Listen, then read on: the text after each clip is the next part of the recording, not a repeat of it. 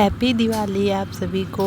आज मैं बताऊंगी कि दीपावली में माता लक्ष्मी को गन्ना क्यों चढ़ाया जाता है। तो इसके पीछे एक पौराणिक कथा है कि एक बार भगवान विष्णु और माता लक्ष्मी पृथ्वी लोक पर भ्रमण करने गए थे।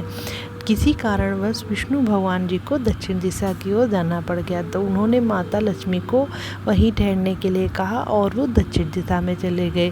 लेकिन विष्णु भगवान जब चले गए तो माता लक्ष्मी को बहुत ही भूख लगाई, तो वहाँ पास में किसान के खेत में गन्ने लगे हुए थे। माता लक्ष्मी वहाँ जाकर गन्ने चूस लिए और उनकी भूख शांत हो गई। तो जब भगवान विष्णु वापस आए, उन्होंने पूछा कि देवी आपने बिना पूछे ही गन्ने चूस लिए क्या। तो देवी ने कहा मुझे भूख लगी थी तो मैंने गन्ने बिना पूछे ही खा लिए, चूस लिए। तो विष्णु भगवान ने कहा कि आपने उसकी हानि करी है, तो इसलिए आपको किसान के घर ही रहकर उसकी हानि पूर्ति करनी पड़ेगी।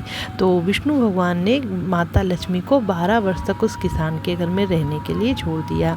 तो जब 12 वर्ष पूर्ण हो गए तो माता लक्ष्मी अपने घर वापस, अपने लोक में वापस जाने लगी। तो किसान ने कुछ दिन और रहने के लिए कहा।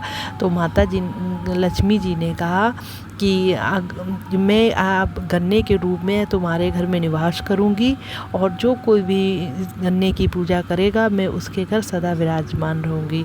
तो इसीलिए दीपावली पर गन्ने की पूजा की चढ़ाया जाता है, जिससे कि माता लक्ष्मी बहुत प्रसन्न होती हैं। तो यही एक छोटा सा कारण था और यही कहानी थी। अगर आपको ये अच्छी लगे तो प्लीज़ लाइक से सब्सक्राइब करें। माता लक्ष्मी अपनी कृपा दृष्टि आप सभी पर बनाए रखे। आप सभी को दीपावली की ढेर सारी शुभकामनाएं। जय माँ लक्ष्मी।